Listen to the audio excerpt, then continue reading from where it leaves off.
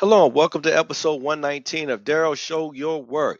All right, so this is going to be a two-part episode. All right, so the first of the series of videos, I'm going to be covering the Armitage application, and with the first part of that, I'm going to show how we can conduct port scanning and enumeration in this video, and then in the second video associated with the subject matter, I'm going to be showing how we can then conduct exploitation and post exploitation activities using it. All right, but to start things off, to give a high level definition of what Armitage is, it's a free Java based GUI front end for the Metasploit framework and is used to simplify network discovery, exploitation, and post exploitation activities. So, as I go through this, you're going to see how a lot of the commands that I'm used to typing in on a command line that I may have to take various steps on just takes a few clicks within the GUI and it's going to automate a lot of that for me. All right, and we're going to be able to do those same things as far as nmap scans and such inside of Armitage, and we're going to see where how when I do those nmap scans within the Metasploit framework, how it saves the output of that into the database, and then I can later on retrieve that by doing certain queries or commands to get that. I could simply just request that information at any time after enumerating it, or it will just be visually displayed for me after enumerating it using Armitage. All right, so first things first, though. I've already done some discovery here, and we can see that our target host is located at 10.3.21.11.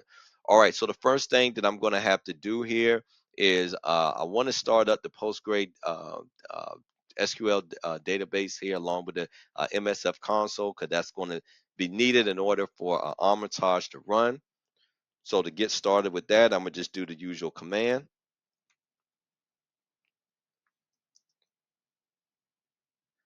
All right, and then we're going to say Postgre SQL start.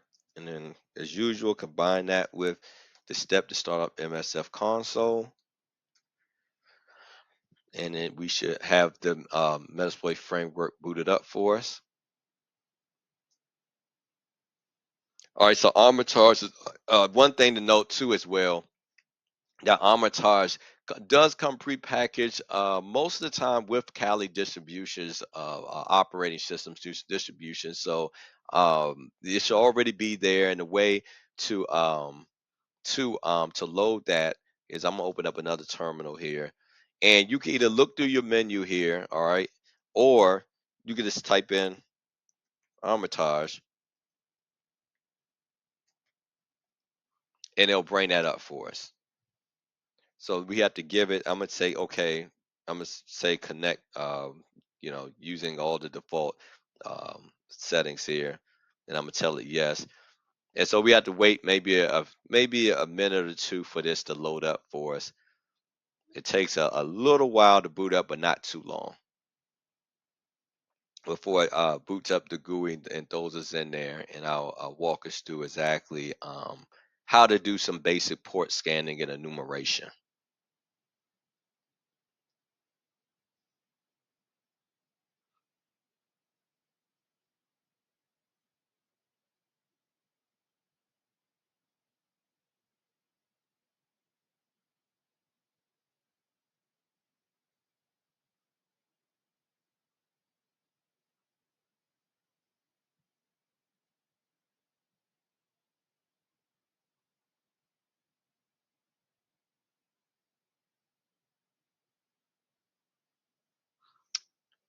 All right. Now that we got that booted up, all right. So if we look over here in the leftmost pane, we can see that we have listed out the four different module types within the Metasploit framework, which is auxiliary, exploit, payload, and post exploitation. All right. And then if we look here, the bottom half. this should be where, I'm surprised it hasn't booted up yet, but this is where the MSF console actually is. All right, there it is. All right. And so if we wanted to see it, and it's going to show as I go through here and click different things, and execute different things here within the GUI, we're going to see how that translates here to the bottom half here, the MSF console. And we're going to see a lot of those manual processes get automated here just with a few clicks of buttons here on my end. So and then also, if we wanted to increase the font here on the MSF console, I would just hold Control and then all right, then tap the plus button at the all the way at the top of my keyboard. And if I wanted to minimize that as well, I would right to the left of it, I would just tap the hold control and tap the minus button. Okay. So the first thing, let's say you have a search menu here. Let's say I would want to search for a port scan. I'll just type in port scan. All right. And so instead of having to expand all those various folders to get here, I could just type in what I want. Just how we could do a search and then whatever tool we want in Metasploit, type that in here, and then it'll just expand those different folders and bring you to the tool that you're looking for, or at least a set of tools. And then amongst those, you would just select which one's the most relevant to what it is that you're looking for. All right. So if I wanted to, let me copy our target host here. So if I wanted to add a target host here to begin port scanning with, I would go to host. And let me get rid of this so you can have the best idea of what's going on. All right, host, and then to add the host, simply go to add host under the host menu. All right, so I'm going to paste in that host. I'm going to do a Control V because for some reason, right clicking and paste it doesn't help in doing that. So I could post one or multiple IP addresses in here. We'll see what happens when I do that. So I'm gonna click add or added one host. So depending on how many hosts I added in here, is how many machines the visuals that would show up on here. So since I only added one, it's only showing one up here. So it's only showing a display monitor up here with IP address because that's the only information it has so far. So far, Armitage doesn't know much about this target other than it lives at 10.3.22.11. All right, so if I right click this and go to services, all right. Again, it knows nothing because I haven't began enumerating any ports, saying what services are running on those ports. It doesn't know what ports are open. So we have nothing listed on the services here. So one thing we could do to start to kind of fill in those blanks here, I'm gonna close this out. I'm gonna right click on it and I'm gonna go do scan. So scan is going to basically operate just like the port scan module that I searched for as an example a few seconds ago. It's going to operate the same, and it's just going to do a basic TCP scan. All right, so nothing in depth, just a high level TCP scan to tell us what TCP ports are open on this host. So I'm gonna click that to get it started, and pay attention here to the bottom of the screen where it starts to run those various processes. All right, so we look here. All right, so we can see where it's already set the R host as our target system, which I would have to do manually. It sets the threads, and then it searches for all 50,000 ports on this machine here. All right, so I'm gonna let's increase this here so it's clear what's going on. So those are multiple steps that I would usually actually have to do myself in order to get that going. Where all I did here was right click some things here, and then bam, all of that gets automated here in Armitage. So it's giving you an idea of how it automates a lot of what it is that's done in the Metasploit framework and helps makes things move a lot more quicker and a lot more efficient. All right, so I'm going to let it do its full scan here and give it a few seconds to complete.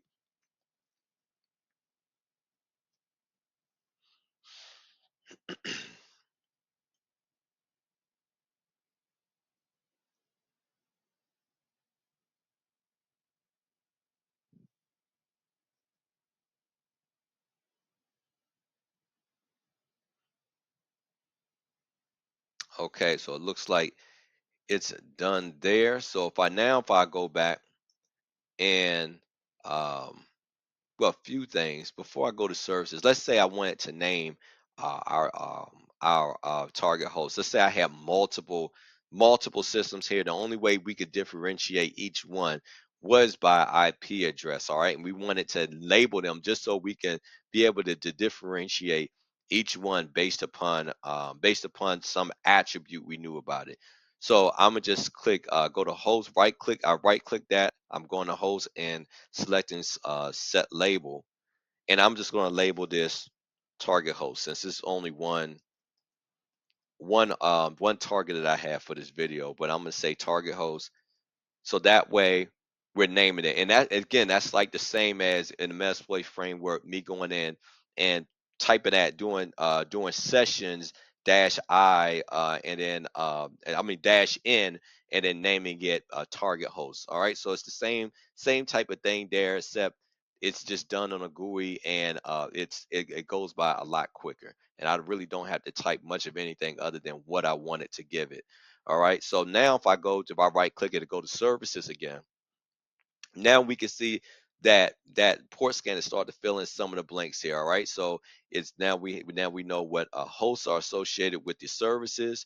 Now we know what at least what ports are open. All right. And then what protocols that that what like what excuse me what type of um um ports they're open on, which is TCP versus UDP here. And in this case, it's TCP. All right, but we still don't have any info about the services that are running on them, and um, that's where the enumeration would come in here. So I'm going to exit out of both of these. All right, so now in order to start, excuse me, to start performing those enumerations, I'm going to go to host here. All right, and then now I'm gonna run that nmap scan just like we would. I would just type in nmap. All right, so instead of writing out that long list of different flags or different options that I will put after nmap before putting the target host's IP address. Now I'm just gonna right click this, choose nmap scan, and I want to do a quick scan to be able to tell me what services are running on this are running on this on these ports, and also what operating system is running on this. All right, so I'm gonna click that. Now I'm gonna say okay to just verifying that that is the right IP address.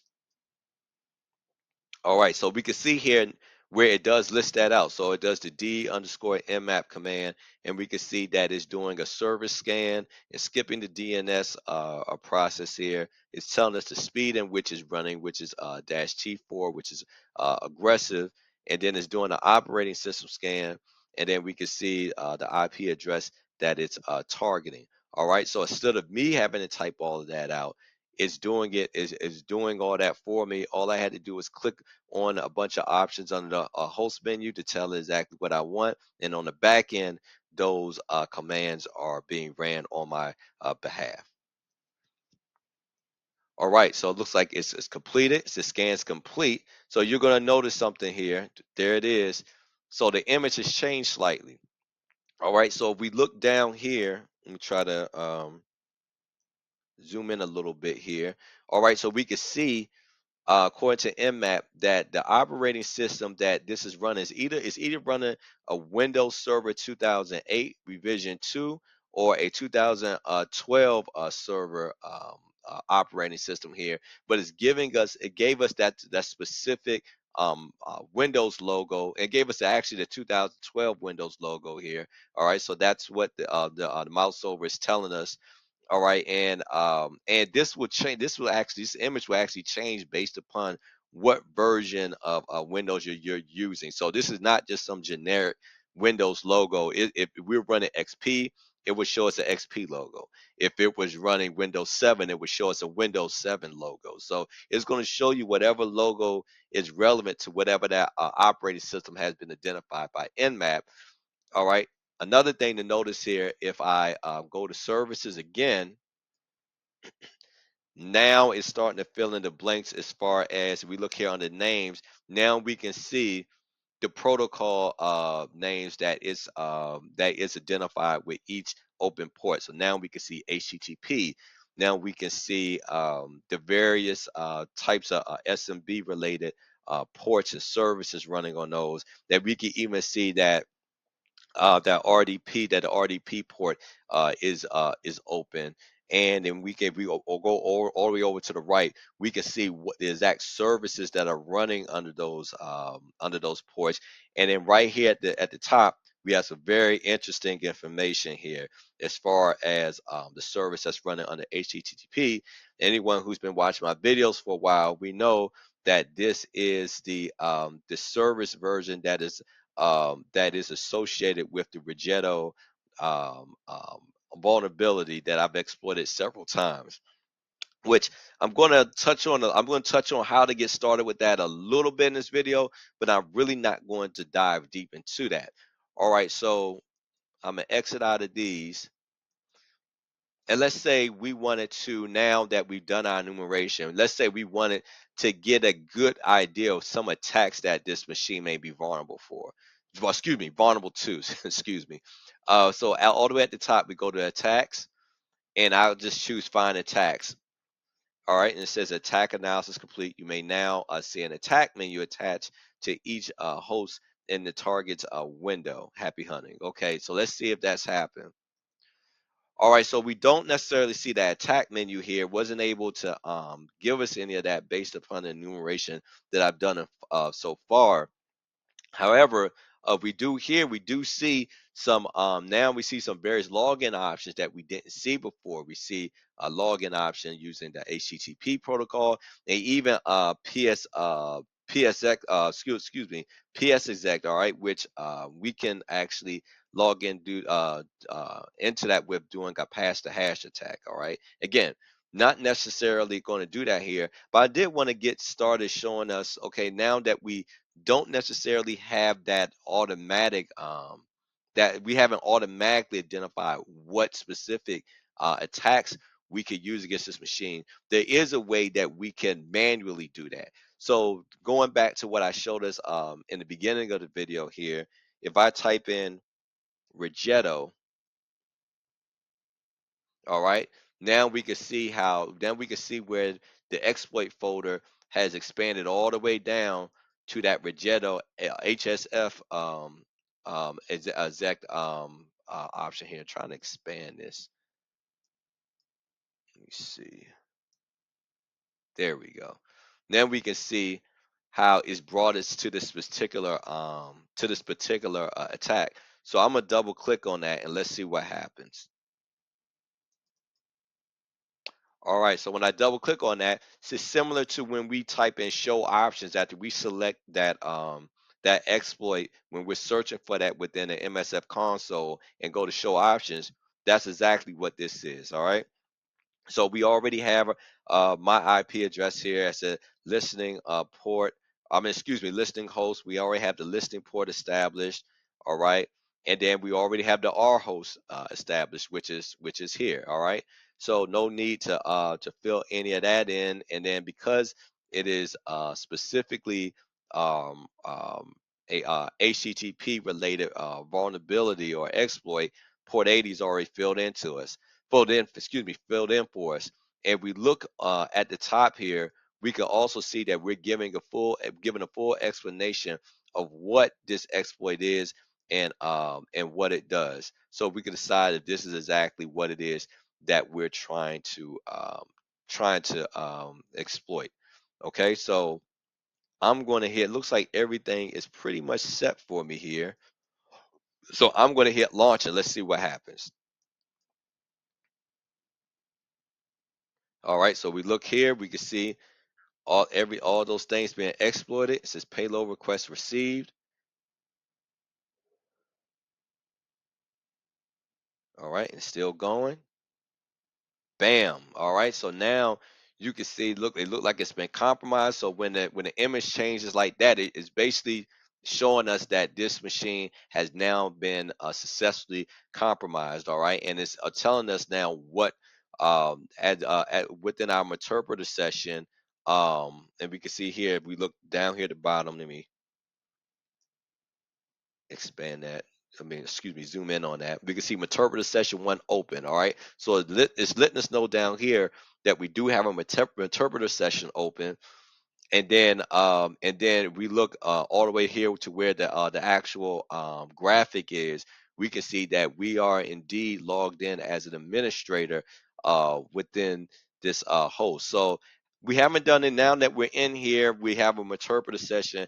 This is where I'm gonna stop. In my next video, I'm gonna show how do we do some further enumeration, and then um, how do we then further exploit this machine and do some further post exploitation activities. All right, so that's basically that's port scanning and enumeration with Armitage. Again, what I was able to accomplish here, I got Armitage started up for us. Walked us through, showed us the different type of exploits. We could visualize now. We can choose from how we could then set up enter our targets inside of Armitage, and then start a port scan and start filling in those blanks as far as the different ports that are open, and then how we could do some further enumeration of that by running an nmap scan within Armitage, and then how depending on what scan we run, how it then further fills in those blankets as far as operating system versions, as far as services and protocols that are running on those ports. It just makes things run a lot quicker and a lot more efficiently when it comes to using the Metasploit framework to to exploit our vulnerable targets. But again, that brings me to the end of my video. Please like, share, subscribe. Most importantly, show your work. And until next time, take care of yourself and God bless.